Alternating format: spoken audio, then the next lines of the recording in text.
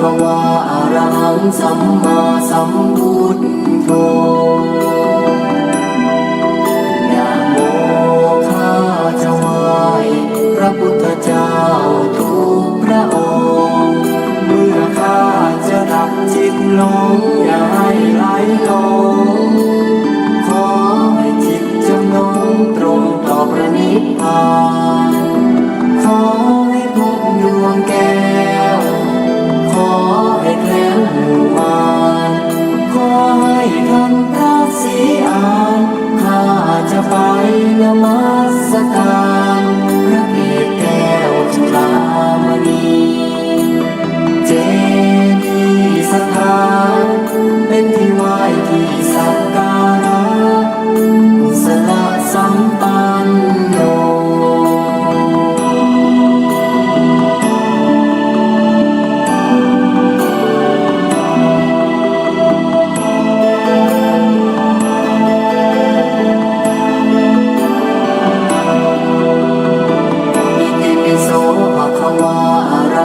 สัมมาสัมพุทโธนะโมข้าจะไหว้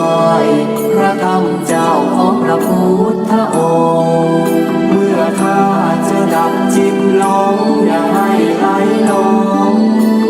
ขอให้จิตจำนงตรงต่อพระนิพพานขอให้พบดวงแก้วขอให้แคล้วขอให้ท่านพระศรีอานข้าจะไปนมัสการพระเกศแก้วจุฬามณีเจดีย์สถานเป็นที่ไหว้ที่สักการะกุศลสัมปันโน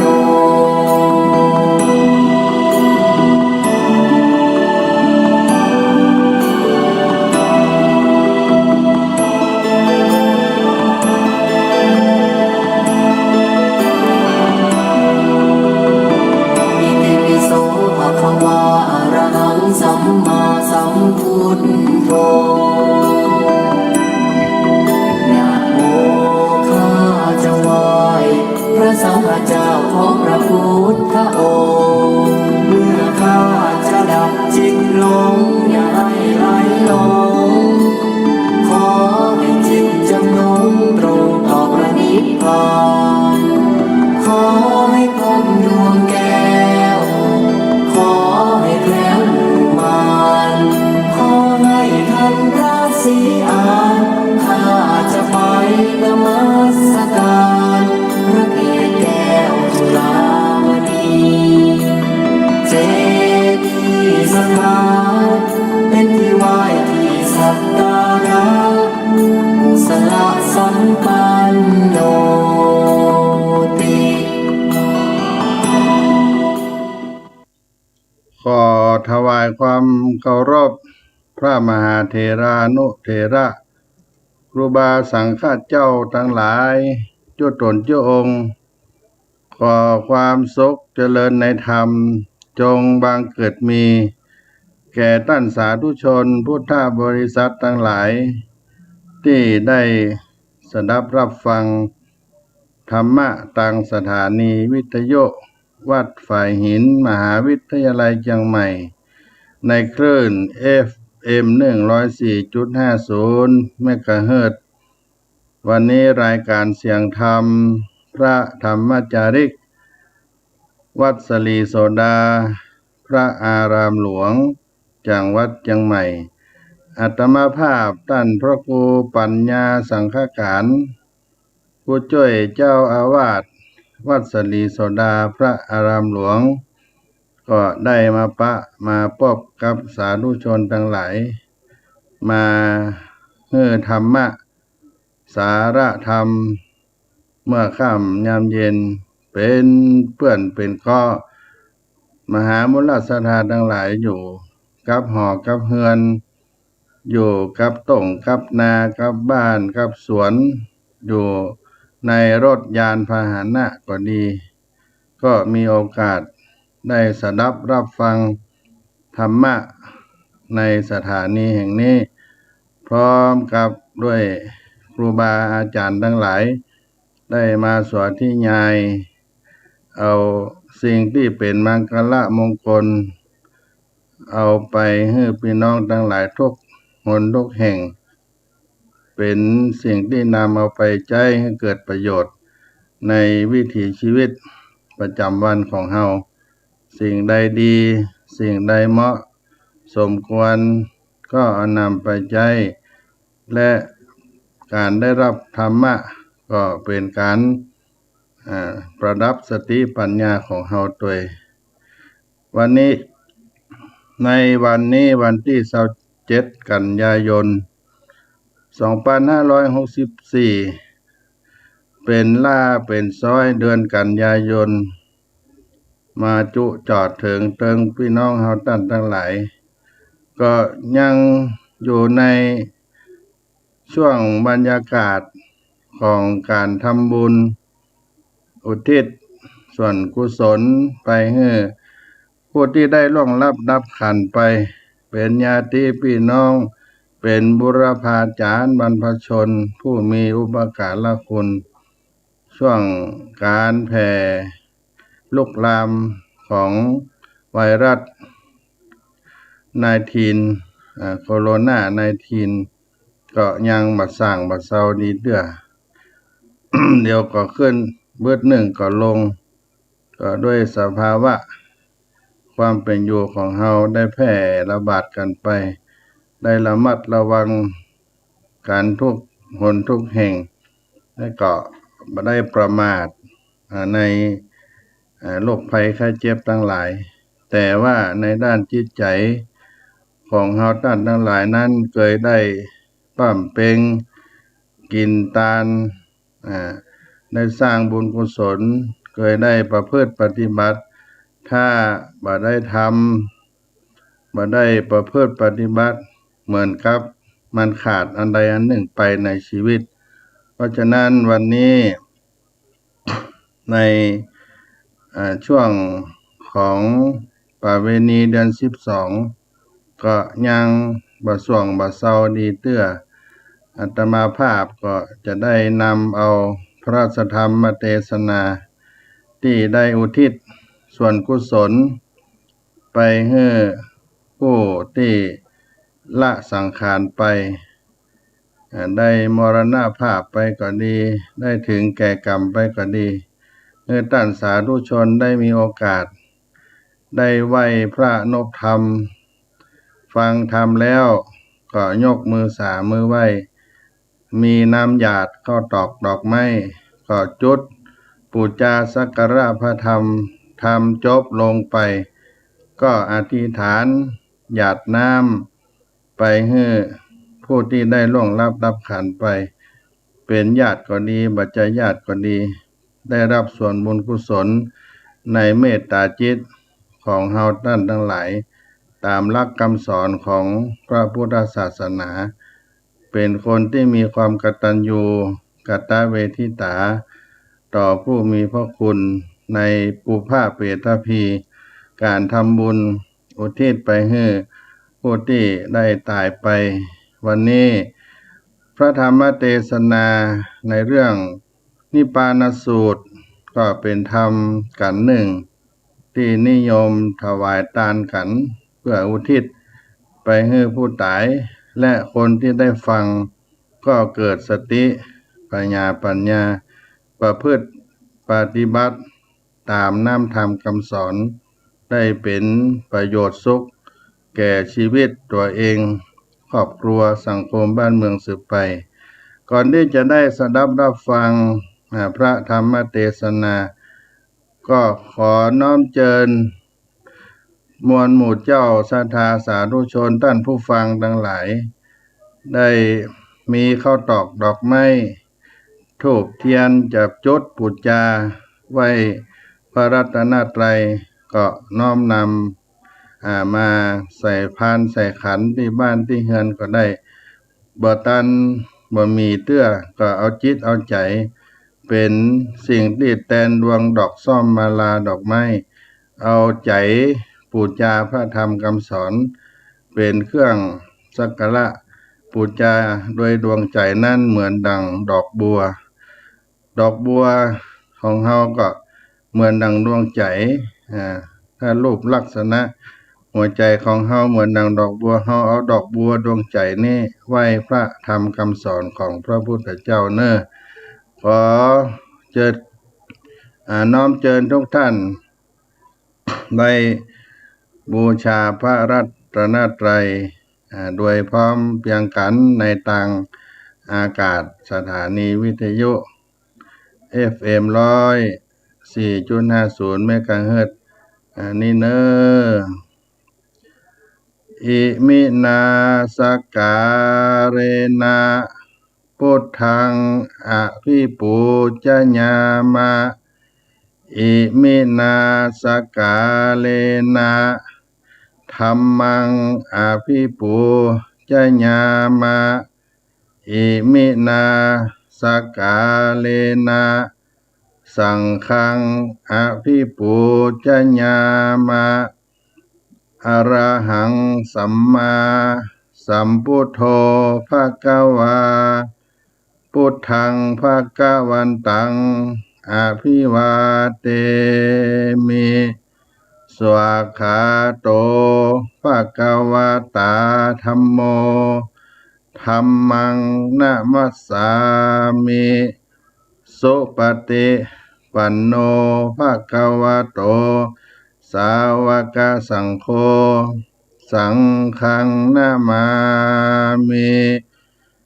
หันธรรมยังพุทธัสสะภะคะวะโต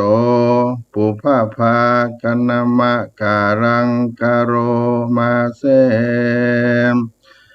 นะโมตัสสะภะคะวะโตอะระหะโตสัมมาสัมพุทธัสสะนะโมตัสสะ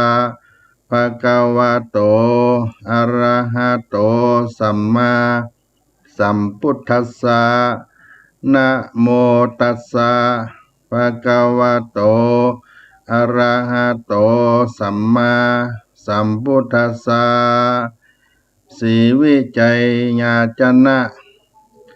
มหาเถโลอุตตมะสีลังนะละเตเวหิปูจิตังอะหังวันตามิสัพพตาอะหังวันตามิศิลสาอะหังวันตามิสัพพโสสาธุสาธุสาธุอนุโมตามิ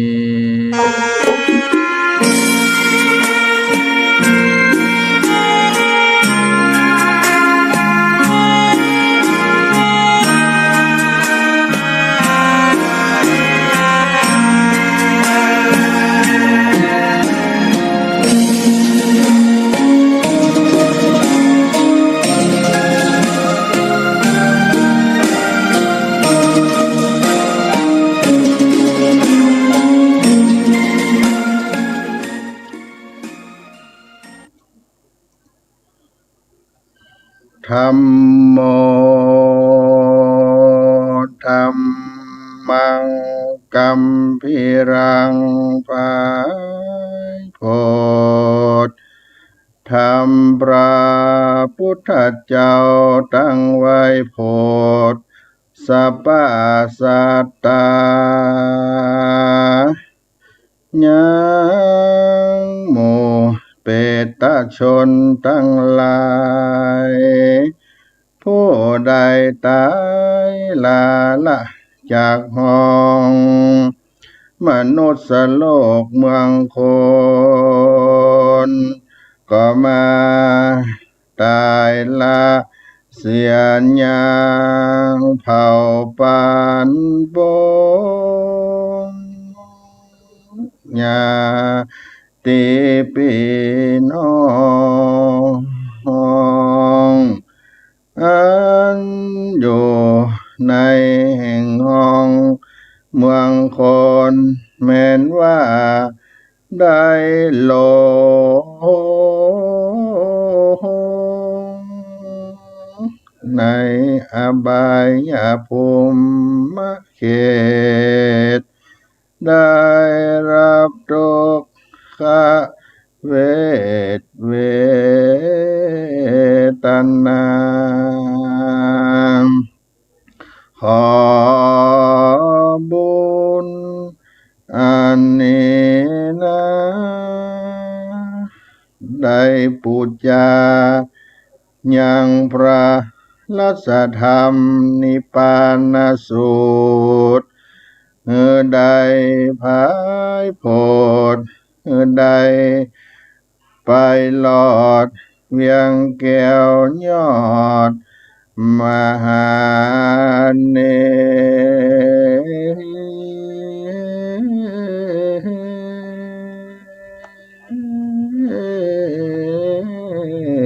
ลปานธัมมังอนุกัมปิมังปัจจังอาราธนังกโรมา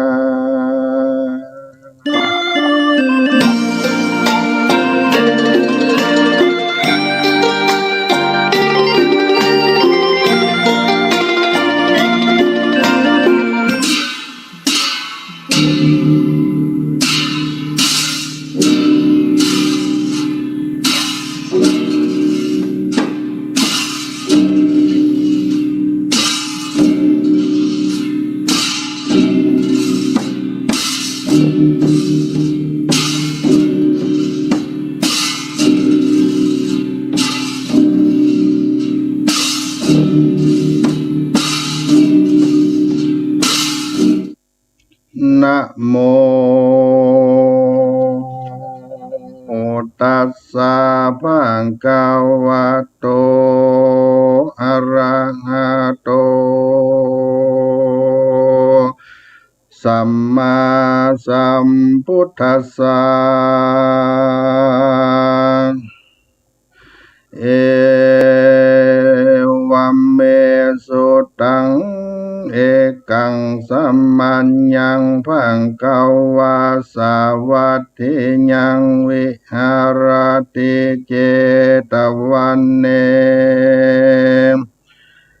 อนาถาปินดิกัสสะอะระเมอันทังโฆวาสินโนมนุสสาสักกะกัมมิโนโหตุสัทธโวโดราสะปุริสาตังหลายอิตังสุตังอันวะสูตรอันนี้ชื่อว่านิพพานาสูตรอันพระมหาอนันตเถรเจ้าหากได้สดับรับฟังมาจากขมุขตวันข้าอูแก้วแห่งต้นผ่านแผ่วสัพปัญโยแล้วก็นำมาสำแดงแก่มหากัสสปะเถรเจ้าเมื่อเขาประสุมจุมนุมสังกายนาธรรมวันนั้นว่าพันเตข้าแต่มหากัสสปะเถระเจ้าอันว่าพระปิ่นเกล้าโพธิญาณเมื่อยังทรมานอยู่ในป่าเจตวันโพธปันนาสัตสี่หมู่ในที่อยู่ตั้มกลางสงว่าดังนี้ปุญญังนามากัตตัมปังสีลังนามกัง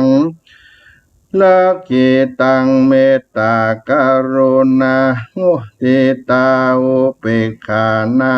มกันตัมปันเตพิงขเวดุราภิกขุตั้งหลายปุญญังนะมะชื่อว่าบุญตั้งหลายปันดิเตนะผู้มีปัญญาหักเปิง กระทำแต่แลสีลังนามาหันว่าสินอันนี้ภูมิปัญญาเปิงรักษามันคงแต่แลอันว่าเมตตากรุณามุทิตาอุเปกขาภูมิปัญญาเปิงจำเริญภาวนาแลภิกขเวดุราภิกขุตังหลายเหตุดังเลอพระตถาคตากล่าวว่า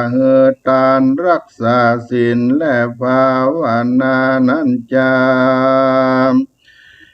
หิโดยมีแต่แลสัตตานามาชื่อว่าสัตว์ต่างหลายในโลกย่อมมีประโยชน์แผ่พ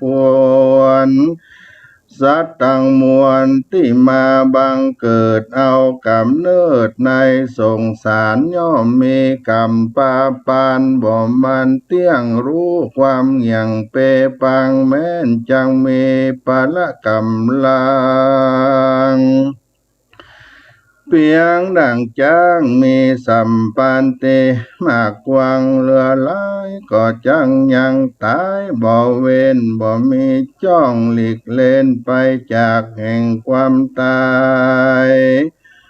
ประการหนึ่งนั้นไผบ่อาจจังกฎหมายรู้ใดยังปีเดือนวันยามตายต้องมีแต่องค์พระมุนีนายสัมมาสัมพุทธเจ้าและอริยสงฆ์โคตรเงาอรหันตาเหตุนี้ผู้มีปัญญาจุงพิจารณาทวนที่เอาเป็นที่เป็นแก่นสารเกิดสละเขาของเตตานเพื่อตัดยังมัจเจละธรรมกรรมธานีอันจักไว้เป็นที่อุปถัมภังกาเป็นป่าไถยังคือเข้าห่อเป็นเสบียงต่อตั้งไปกวนโคงควายหาปัจจัยตั้งสี่แมนตีกองทำนันเตอประการหนึ่งผู้บ่เอาแก้วเจ้าตั้งสามประการเป็นที่เปิงอาศัยบ่อาจจังคำตาตั้งไก่ยันกวางคือบ่อาจคำวัตะสงสารนั้นแลภิกขเวดุราภิกขุตังหลายปุกลาผู้ใดมีศีลห้าศีลแปดศีลสิบรักษาภาวนาพรหมวิหารตั้งสี่จังมีหานิสงส์21ประการตามดังพระจินมานหากเท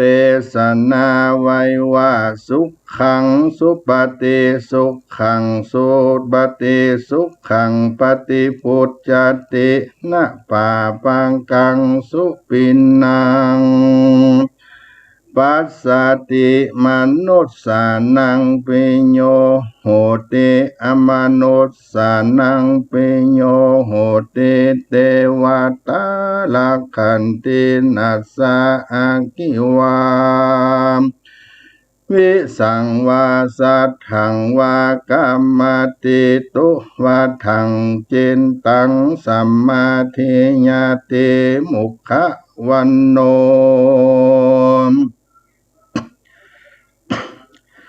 วิปัสสิทาติอาสัมมุลลโหกาลังกัลโลติอุตริงอปาติวิชันโตพระมโลกุปโกโหติอัฏฐกถาอันนี้อานิสงส์หากจิจะไขว่าปุกละฝุ่งใด เอาเมตตาเป็นที่เปิ้งจำเริญธรรมจูคืนวันบอกขาดยามลับก็เป็นสุขเลือหลายตื่นขึ้นมาก็สบายจมชื่นบ่ฝันร้ายเงือตื่นตกใจแม้นไปต่างใดก็มีผู้ห่มรักใคร่ฝูงปีศาจน้อยใหญ่ย่อมปิญาแปลงเทวดาเต็มแฝงวงแวดเฝ้าไฟ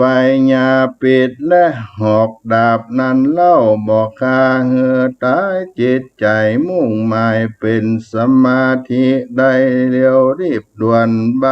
หน้างามแลบล้วนผ่องเพียวใสสติบ่ลงไหลเมื่อจังการตามการวลนาฏกันสมปานยังบ่อาจถึงยังมักกะพลาผลย่อมมีจันพรหมเป็นที่บังเกิดอันนี้อานิสงส์อันล้ำเลิศแห่งเมตตาเอกาตัสสะรวม11ข้ออันย่อพอเข้าใจนี้และนามประการหนึ่งเล่าคนตั้งหลายมีอยู่3จำพวกหนึ่งมีโทสะตัณหามานะไสใหญ่ว่าจักกันตำบุญเฉพาะส่วนตังบุญจำพวกหนึ่งนั้นมีแต่โลภะมัจเฉลานธรรมกรรมทานีเต้าหิไว้บทเตตานว่าจักรักษาแต่สิ่งขาบานศีล5ศีล8จำพวกนั้นบอกแวดกฎภาวนาบ่ใจปัญญาลำเปิงสังขารธรรมตัวเก่าเต่าว่าเกิดเล่าจังตานรักษาศีลพวกกันลาพูนานก็บ่หันความจริงแจ้งจอดป้อยหือโมหะครอบบังใจ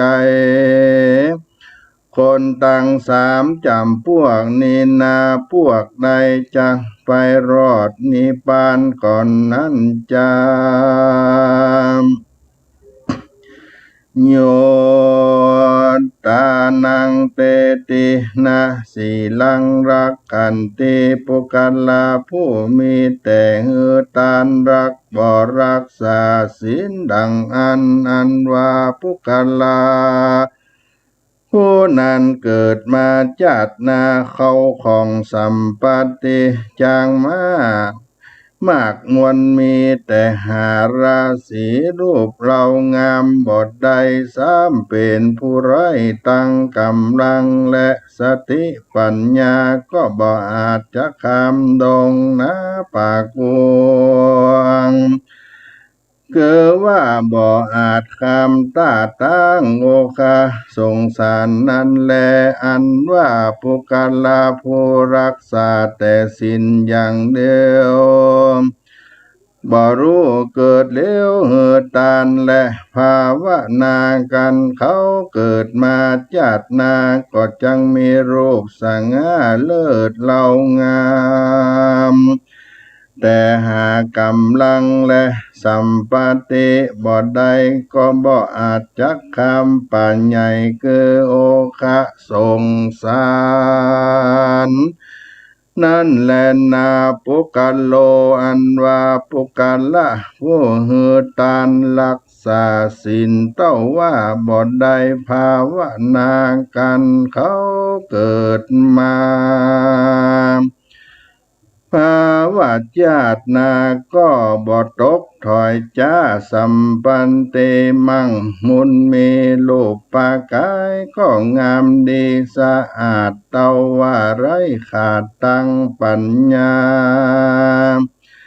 คือบ่มีปัญญาแจ้งจอดบ่หูแจ้งรอดตั้งธรรมบ่รู้ ตังกรรมมันเป็นบุญและบาปเหมือนดังผู้มีกำลังและข้าวของมากถมทองเต้ามีตาตั้งสองหักบอดก็บ่อาจจังไปรอดเวียงแก้วยอดเนรปานนั้นแลภิกขเวโดราภิกขุทั้งหลายพวกกาละยิ่งใจผู้มีภาญาปัญญาให้พาดันนาถึงสุขสามประการมีศรัทธาหารเป็นขอบเก้าเชื่อใส่ในกุลแก้วเจ้าตั้งสามสี่ลังรักษาศีลห้าศีลแปดตามตำนองสุตะมันสดับรับฟังคำสอนของนักปราชญ์ประการหนึ่งเรารู้จักรักษาศีลใดหันจริงแบบเบาตามดังพระพุทธเจ้าเทศนาว่ามูลแห่งศีลนั้นนามีห้าประการคือว่าหิริมีความละอายต่อบาปโอตตัมปามีใจสะดุ้งขวาดเก่งกลัวยังกำมืดมัวตั้งบาปขันติมีกรรมอดต่อสิ่งอันร้ายหยาบนานาอันหนึ่งมีเมตตาบ่ขาดกรุณามีมุตุคุณาต่อสัตว์อันทรมานลำบากได้พ้นจากทางทรมานผู้ใดมีธรรมห้าประการนี้เล่าศีลก็จังมีหลักเงามันเตี้ยงบ่บิดเบี่ยงเฟื่อนไหวผู้นั้นก็จังมีศีลใสอยู่กับตัวนั่นแล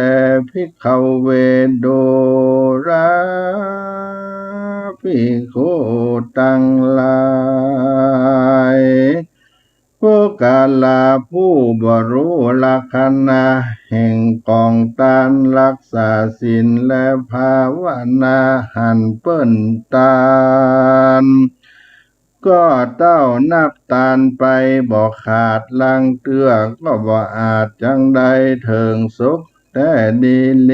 เป็นดังมหาเศรษฐี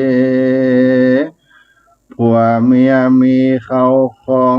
18 โกฏนับเป็นโจกมั่งมุนมีแต่กะตำบ่ดีเมื่อยามหนุ่มนางผู้เป็นเมียนั้นมีใจขุ่นโดยราคะตัณหาได้กะตำกาเมสุมิจฉาจารกรรมใจอื่นส่วนว่าใจผู้ผัวนั้นบ่มีใจจื่นตื่นตั้งทำใดโลภอำเอาฝ่อยเงินคำกับผู้อื่นที่ค้าขายกรรมตนมาอันหนึ่งก็ได้ขาดเมตตาขานกเกี่ยวน้อยเอาเลือดนกน้อยน้อยมาผสมยากันสองขาได้จุติมรณากาพรากก็ได้ไปเสวยวิบากอันเป็นเปตวิสัยหาเสื้อผ้าโภชนาอาหารนุ่งใบและบัวละโภคบ่ได้เต้ามีลูกเต่าสองยิงไว้สืบแต่นเรือนถึงค่ำลาเจือนมารอดพ่อแม่อันเป็นเพศก็มาบอกเงินลูกทั้งสองถึงตนอันใดท่านลงยังกองวิบากว่าอดกันอยากอาหารอาศัยอยู่ในสุสานปัจจา บ่มีเสื้อผ้าปกห่มกาญญาขอเฮือสองธิดาของพ่อแม่ดังดวงใจจงเฮือไปเฮือตานุติสาบุญภายแผ่ไปหาพ่อและแม่พ้องเติมที่นั้นเขาตั้งสองพี่น้องอันเป็นลูกแห่งเศรษฐีก็มาจกใจเข้าของเป็นตานไปใจก็ยังว่าบ่ได้รับส่วนบุญตานนางกุมารีทั้งสองพี่น้องก็พากันลาจากห้องเกหาไปไว้ทูลสารยังพระพุทธเจ้าตนภาพเงาที่โลกาจารย์ก็ถามไขขี้ญายังมหาวิบากแห่งพ่อแม่เจ้าตั้งสองตีนั้นพระสัพพัญโญได้รู้แจ้งทลัดทองอดีตชาติก็เทศนาไขยังวิบากแห่งเศรษฐีบอกเฮือแก่กุมารีสองพี่น้องเป็นดังกล่าวแล้วแต่ห้องไปหลังนั้นแลแล้วก็เทศนาธรรมอันจักเฮือเป็นยังกรรมวิบากเนื้อนางกุมารีทั้งสองว่าไปหาผู้จบทองแต้มเขียนยังทำนิพพานาสูตรนี้เป็นตานแล้วอุติสบุญสารภายแผ่ไปหาพ่อแม่ก็จังพ้นจากทุกข์อันเป็นเปตาวิสัยจเลนาปุณณาติวาเศษตรงวันลุนมาลอดนางตังสองก็ได้ประกอบหาด้วยวัตถุปัจจัยพร้อมกับธรรมดวงใสอันพาเสดชื่อว่านิพพานาสูตรนี้ไปถวายทานแล้วอุติสาบุญสารไปหายังเปตามันดาผู้เป็นเพศก็ลวดได้พ้นจากเหตุเปตาวิสัยกับกายไปเกิดในจันทร์ฟ้าเลิศเมืองสวรรค์ก็มีวันนั้นแลนามตุมเหภาวันตาตันตังลายมวลหมู่อันใดสดับอยู่ฟังธรรมก็เป็นบุญพละกรรมอันพาเสดฮือบังเกิดสดสันดีแม้นว่าอุปา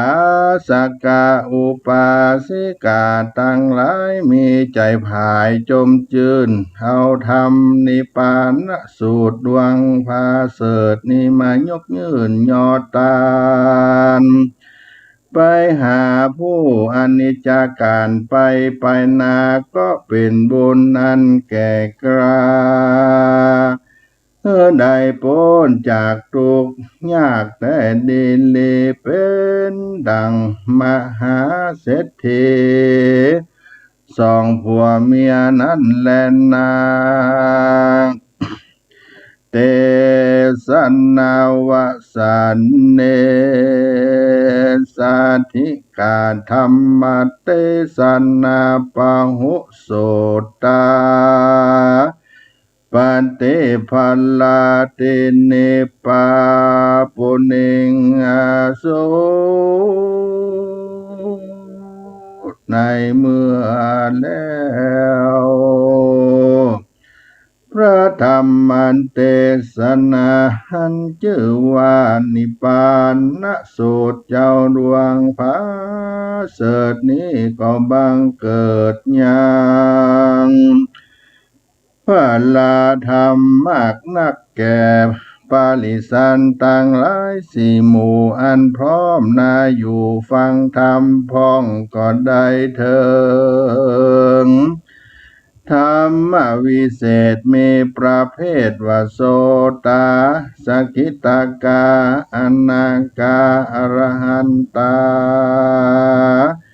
ตามบุญสมปานแห่งตนอันใดกาตาที่การหอมยับมาแต่ก่อนก็มีวันนั้นแล นิพพานาสุตตังนิทิตังหิญญาสังวันนาเก่าวยังห้องนิพพานสูตรก็บังกมสมเล็จสันเดช หันธรรมยังธรรมเทศนังสาธุกรังกโรมะเสมสาธุสาธุสาธุ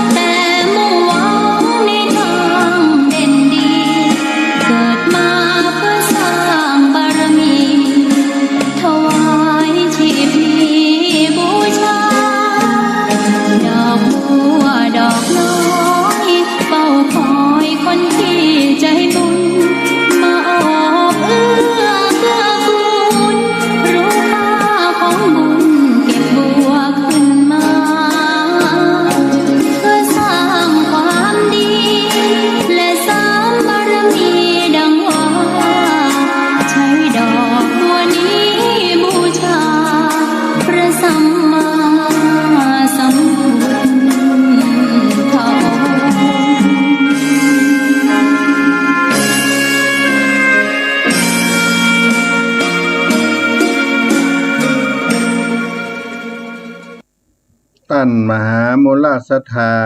สาธุชนท่านผู้มีใจบุญกุศลได้สดับรับฟังนิพพานสูตรพระธรรมเทศนาพรรณนาโวหารล้านนาไทยอาตมาภาพได้นำมาสาธยายสำแดงเพื่อโปรดศรัทธาสาธุชนทั้งหลายได้สดับรับฟังแล้วก็มีโอกาสหยาดน้ำหมายตาลไปให้ญาติพี่น้องสัมปันธวงศาที่ได้ล่วงลับดับขันไปเป็นอานิสงส์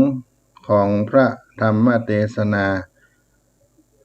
ในนิพพานสูตรเนื้อหาธรรมดวงอันประเสริฐนี้มีเรื่องราวอยู่ว่าในสมัยครั้งเมื่อพระพุทธเจ้ายังตนก็คือในสมัยพุทธกาลองค์สมเด็จพระสัมมาสัมพุทธเจ้าพระองค์ทรงแสดงพระธรรมเทศนาโปรดพุทธบริษัททั้งหลายได้ยกตัวอย่างเศรษฐีสองสามีภรรยาซึ่งในขณะที่ยังมีชีวิตอยู่นั้นถึงแม้จะมั่งมีด้วยสัมปติเข้าของเงินคำมากพวงหลงหลายแต่ก็บ่ได้นำมาทำบุญให้ทานแม้แต่เล็กแต่น้อยเพราะความขี้เหนียวเป็นคนห่วงสมบัติตนีทีเหนียวคาดว่าทั้งสองนั้นเศรษฐีนั้นได้ตายไปละได้ตายละลูกละเต้าไปแล้วก็ไปตกอยู่ในห้องนรกในหม้อนรกได้รับความทุกขเวทนาเป็นอันนักอันมากฝ่ายลูกสาวของเศรษฐีได้ทราบว่าพ่อแม่บิดามารดาของตนนั้นตกอยู่ในหม้อนรกก็มีความบ่ม่วนอกบ่ม่วนใจกังวลใจเสียใจ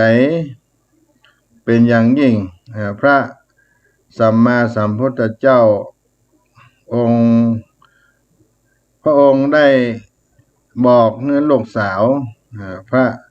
สัมมาสัมพุทธเจ้าพระองค์ได้บอกเนื้อลูกสาวเศรษฐีทั้งสองว่าให้ทำบุญอุทิศส่วนกุศลไปให้พ่อให้แม่ทั้งสองนั้นเนอะแล้วก็ถวายทำกัมปีในเรื่องนิพพานสูตรให้เศรษฐีทั้งสองได้หลุดพ้นจากนรกได้พ้นจากมรณรกได้ขึ้นไปเสวยสุขบนสวรรค์อันเป็นที่ประเสริฐเป็นเรื่องราวแบบนี้ในเนื้อธรรมนิพพานสูตรแล้วก็ธรรมนิพพานสูตรในพันละนาโวหารล้านนานี้ได้แสดงให้หันภูมิปัญญาของคนล้านนาของเฮาซึ่งเป็นวัฒนธรรมคนเมืองโดยเด่นชัดในทัศนะที่มนุษย์เฮานั้นพึงมีต่อมนุษย์ต่อกันสอนให้เจ้าบ้านรู้จักประพฤติปฏิบัติตนมั่นคงในหลักธรรมคำสอนในทางพระพุทธศาสนาซึ่งปรากฏในวรรณกรรมเนื้อธรรมนิพพานสูตรนั้นก็คือมีกุลของรัตนะสามอย่างโอวาทะสามลักษณะสามกุศลกรรมบท10อกุศลกรรมบท10เป็นบุญขีญาวัตถุ3พรหมวิหาร4ไตรสิกขา3หลักธรรมในวรรณกรรมปารณาโวหารนิพพานสูตรนี้ล้วนมุ่งสอนคนให้คนปฏิบัติเป็นคนที่ดีในสังคมและการดำเนินชีวิตที่สอดคล้องเข้ากับจารีตประเพณีวัฒนธรรมในท้องถิ่นล้านนาไทยของเราเป็นอย่างดีนิพพานสูตร พระธรรมเทศนาพัลนาโวหารตรงนี้เป็นการสอนให้เฮานั้นในหลักการที่สามารถได้ประพฤติปฏิบัติได้สาธกยกโวหารนิทานเรื่องเทวดาเรื่องเศรษฐีสอนลูกสาวเหล่านี้เป็นต้นในเนื้อเรื่องนั้นได้กล่าวถึงการให้คนประพฤติปฏิบัติตนอยู่ในศีลธรรมได้ควบคุมจิตใจของตัวเก่าตามหลักความสัมพันธ์ระหว่างสังคมมนุษย์หลักธรรมที่ส่งเสริมความสัมพันธ์ระหว่างมนุษย์ก็ได้แก่พรหมวิหารสี่ที่ทรงคุณค่าต่อสังคมไทยโดยเฉพาะสังคมล้านนาไทยเฮานั้นมีคุณลักษณะสี่อย่างก็คือประกอบไปด้วยความอ่อนน้อมถ่อมตนมีฮักเมตตาต่อกันปรารถนาความสุขความเจริญให้เกิดแก่เพื่อนมนุษย์ช่วยเหลือเอื้อเฟื้อปลดเปลื้องความทุกข์ที่เกิดขึ้นให้ลดลงได้พ้นจากความทุกข์ยากลำบากนั้นแล้วก็มีความพลอยยินดีมีความสุขกับสัตว์บุคคลที่ได้พ้นจากความทุกข์สนับสนุนให้คนได้รับความสุขยิ่งขึ้นไปก็มีความรู้สึกที่ดีต่อกันในจิตใจของสังคมคนล้านนาไทยเฮาและก็ประกอบไปด้วยปัญญาวางตัวเป็นกลางกับทุกสิ่งบ่เป็นไปตามธรรมจากอดีตจนถึงปัจจุบันในสังคมล้านนาไทยเฮาตั้งแต่สังคมเล็กจนถึงสังคมใหญ่ไปถึงระดับประเทศชาติบ้านเมืองก็มีความรักความสามัคคีกันเพื่อดำรงชีวิตอยู่ด้วยความสงบสุขกันตลอดมานี่ก็เป็นสาระเนื้อหาธรรมที่เขาได้จากนิพพานสูตรแล้วก็สอนให้คนได้ประพฤติดีละความชั่วมีความกตัญญูต่อผู้มีพระคุณอาตมาภาพได้เอามาปันมาฝากพี่น้องเมื่อค่ำยามเย็นในวันนี้ก็เป็นธรรมที่เมื่อต้านได้ปูจาอุทิศไปให้คนที่ในลงรับขันไปก็ดีบัดตัวบัดตานถึงเติงหาก็มีโอกาสหยาดน้ำแม่ตานแผ่กุศลให้กับเขาเหล่านั้นได้เน้อต่อไปนี้ก็ขอเชิญรับพรจากอาตมาภาพเป็นพรธรรมนิพพานสูตรอุทิศแก่ผู้ล่วงรับขันไปเน้อยะถาวาลีวหาปุราปริปุเรนติสากะลังเอวะเมวะอิโตตินังเปตานังอุปกัปปติอิชิตังปฏิตังตุมหังคิปะเมวะสมิจจันโตสัพเพปุเรนตุสังกปาจันโตปันนะละโสยะถาบัดนี้เจ้ามวลหมู่มหามูลศรัทธาทั้งหลายที่ได้สดับรับฟังพระธรรมเทศนานิพพานสูตรทางสถานีวิทยุวัดฝ่ายหินมหาวิทยาลัยจังใหม่จุคนก็ได้สนองคงฝ่ายน้อมนำมายังดวงดอกไม้เข้าตอกดอกไม้ลำเตียนมาสักการะปูจาเป็นอากิปูจาต่อพระรัตธรรมเทศนาถวายให้เป็นตาลบัดนี้ตนตัวแห่งเราก็ได้มีธรรมเมตตาไหวหน้าปฏิกหารับเอายังตาลอันเป็นบริสุทธิ์ใจตั้งหลายมนปุงหมู่นี้เพื่อแล้วเสียยังกรรมผาธนาแห่งเจ้ามูลศรัทธาทั้งหลายได้แผ่บุญกุศลกาตาธิการในครั้งนี้จักได้อุทิศไปถึงเปตชนบรรพชนผู้มีอุปการะคุณทั้งหลายอันได้มรณาจุติตายจากโลกนี้ไปสู่ปรโลกไปหน้าเขาด้านทั้งหลายได้วางอารัมมณะอะไรไป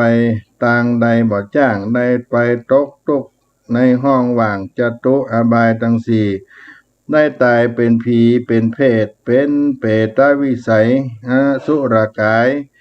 เป็นเวรมติกเปตทุกขเวทนาร้อนบ่ได้อาบอยากบ่ได้กินก็ขอให้กุศลส่วนบุญนี้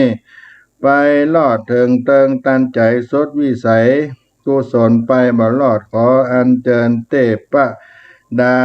เทพบุตรเจ้ายอดมเหสีขานำเอาข่าวสารการกุศลไปลอดถึงเติงยังเจ้าเขาตั้นตั้งหลายไปลอดยามเจ้าก็ฮือเป็นเข้าง่ายไปลอดยามขวายฮือเป็นแพรพันแผ่นเสื้อผ้าไปปางมาสุดซ้อยล่าฮือเป็นแก้วเป็นแสงไปลอดยามแรงฮือเป็นที่อยู่ที่นอนไปลอดเมื่อยามตอนฮือเป็นข้าวติบน้ำติบเสียประการในวันนี้ยามนี้ฮือได้กินได้บริโภคปนที่ยากภาคที่ตกฮือได้ถึงศกในวันนี้ยามนี้ไปใจอย่าได้กล้าได้กล้านั้นจุ่งจักมียันจะโขตักกินาตินนาสังคมิโสปฏิทิตาโสญาติธรรมโมจะอายังนิตัสสิโตเปตานาปูจาจักตาอุราราภลัญจะภิกขุนามโนปตินังตุมเหหิปุญญังปสุตังอานะปกันติจัตตารโอธัมมาวัฏันโต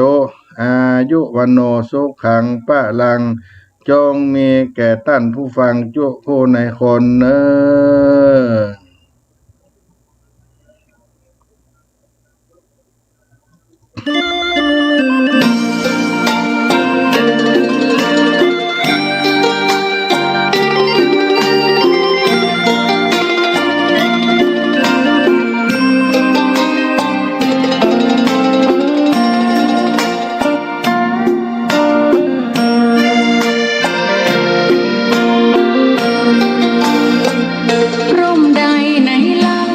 จะเย็นเท่าร่มโพธิ์ทองทั่วลาศรัทธายกย่องร่มของพุทธศาสนายิ่งกว่าร่มใดกันแดดไฟฝนลมนาแผ่กิ่งก้านสาขา